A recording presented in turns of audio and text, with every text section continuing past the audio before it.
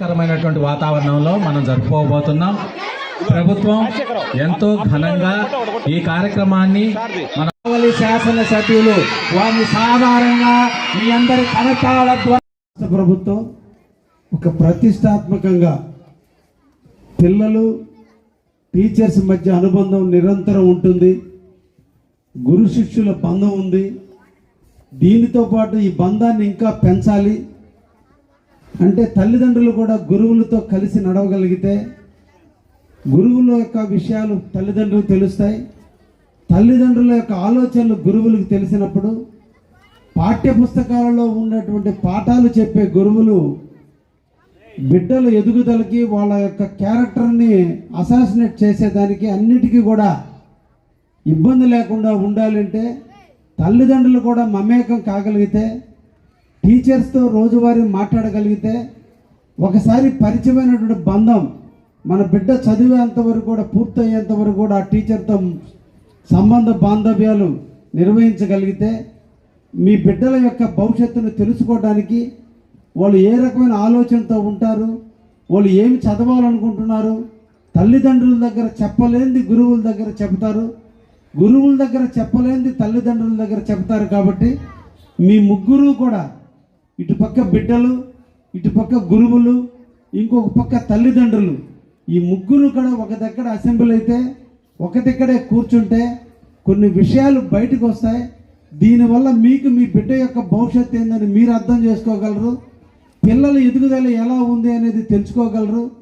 పిల్లలు ఏ రకమైన ఆలోచనతో ముందుకు పోతున్నారు అనేది తెలుసుకోగలరన్న ఆలోచనతో ఈరోజు రాష్ట్ర ప్రభుత్వం శ్రీ నారా లోకేష్ బాబు గారి నాయకత్వంలో ఈ రాష్ట్ర యువ నాయకుడిగా ఈరోజు విద్యా మంత్రిగా మన అందరి బిడ్డలకి విద్యని పెంచాలి, టెక్నికల్ కోర్సుల్లో పెంచాలి, విద్యా వికాసం రావాలి, పిల్లలు చదివే చదువుకి తగ్గ ఉద్యోగ రూపకల్పన జరగాలి, ఫౌండేషన్ బాగుంటే ఇల్లు ఎలా గట్టిగా ఉంటుందో గ్రాస్ రూట్లో బిడ్డలకు చదువు కూడా అంత పరిపక్వతగా ఉంటే భవిష్యత్తులో వాళ్ళు చాలా రకాలుగా సమస్యలను కూడా ఎదుర్కొనేటువంటి మానసిక స్థైర్యాన్ని పెంచుకోగలరు.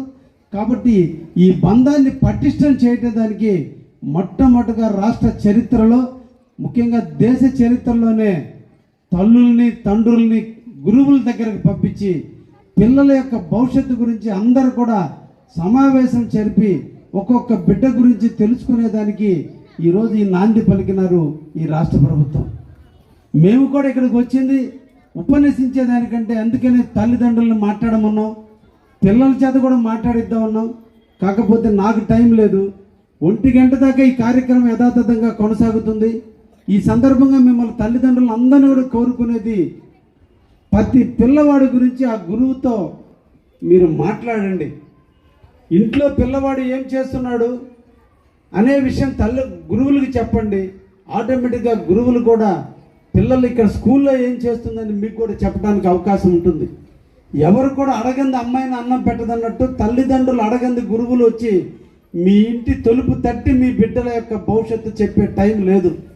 వాళ్ళు ప్రిపేర్ అవ్వాలి, పాఠాలు చెప్పాలంటే ప్రిపేర్ అవ్వాలి, వాళ్ళు దైనందిన జీవితంలో వాళ్ళ సమస్యలు ఉన్నాయి. కాబట్టి తల్లిదండ్రులుగా మన బాధ్యత అనే విషయాన్ని మనందరూ కూడా గుర్తుపెట్టుకోవాలి. అదే ఎన్నో రకాల ప్రార్థనా గీతాలతో మీ జీవితాన్ని ప్రారంభిస్తున్నారు.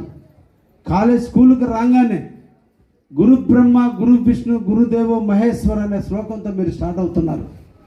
మీరు తెలుసుకోవాల్సిన విద్యార్థులారా, గురువుని దేవుడితో పోల్చమన్నాడు, విష్ణువుని గురువుని పోల్చుకోమన్నారు, బ్రహ్మని గురువుతోనే పోల్చుకోమన్నారు, ఈశ్వరుని గురువుతోనే పోల్చుకోమన్నారు. అందుకనే గురు బ్రహ్మ గురు విష్ణు గురుదేవో మహేశ్వర అంటే ముగ్గురు దేవుళ్ళు మనకుంటే ఈ ముగ్గురు దేవుళ్ళు ఎవరిలో ఉన్నారు అంటే ఒక్క గురువులో ఉన్నారు. తల్లిదండ్రులు మొదటి గురువు. తల్లిదండ్రులు మొదటి గురువు. నడక నేర్పేవాళ్ళు తల్లిదండ్రులు, 2 మాటలు నేర్పేవాళ్ళు తల్లిదండ్రులు. కానీ మీకు జ్ఞానాన్ని నేర్పేటువంటి వాళ్ళు మాత్రం ఒక్క గురువులు మాత్రమే. ఇది జీవితకాలం మనకు గురువులు ఉంటానే ఉంటారు. ఈరోజు మీరు ఎల్కేజీ నుంచి 5వ తరగతికి వచ్చిన 5వ తరగతి నుంచి 10వ తరగతి దాకా మీరు చదువుకున్న పాఠ్య పుస్తకాలలో ఉండే పాఠాలు చెప్పడమే కాదు, మీ జీవితం ఎలా ఉండాలో మాటల రూపంలో, వాళ్ళ పద్ధతుల రూపంలో, వాళ్ళు నడిచే నడవడిక రూపంలో, వాళ్ళు మాట్లాడే విధానాలు, ఇవన్నీ మీకు నేర్పుతూనే ఉంటారు గురువులు.